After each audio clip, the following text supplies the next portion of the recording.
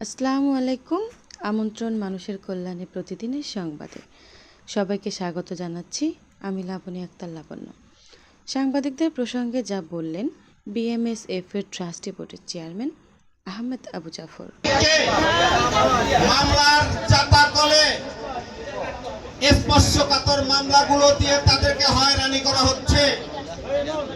আমরা রাষ্ট্রের কাছে দাবি জানাচ্ছি, এদেশে যে সকল মামলায় সাংবাদিকদের আশা করা হয়েছে সেই মামলাগুলোতে তদন্তে প্রমাণিত না হওয়ার আগে যেন কোনো সাংবাদিককে গ্রেপ্তার এবং হয়রানি করা না হয়। প্রিয় বন্ধুগণ, আপনারা সোচ্চার থাকুন।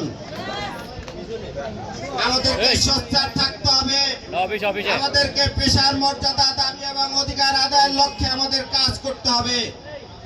এদেশের ভুয়া সাংবাদিক, হলুদ সাংবাদিক এবং অপসাংবাদিকতার নামে একটি কালো অধ্যায় নিয়ে, একটি তকমা নিয়ে, একটি অপবাদ নিয়ে কিন্তু প্রতিদিন আমরা পেশাগত দায়িত্ব পালন করছি। আমরা মাঠ পর্যায়ে সাংবাদিকরা যখন পেশাগত দায়িত্ব পালন করতে যাই, আমাদের সাংবাদিক বন্ধুদেরকে হলুদ সাংবাদিক, ভুয়া সাংবাদিক, অপসাংবাদিকতার তকমা লাগিয়ে তাদেরকে পেশাগত দায়িত্ব পালনে বাধাগ্রস্ত করছেন।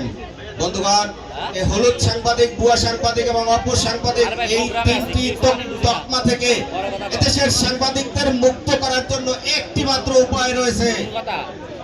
সেই উপায়টি হচ্ছে সারা দেশের পেশাদার সাংবাদিকদের তালিকা প্রণয়ন করতে হবে। প্রণয়ন করা হলে হলুদ সাংবাদিক, ভুয়া সাংবাদিক এবং অপসাংবাদিকতা মুক্ত এই বাংলাদেশ গড়ে উঠবে বলে আমরা বিশ্বাস করি।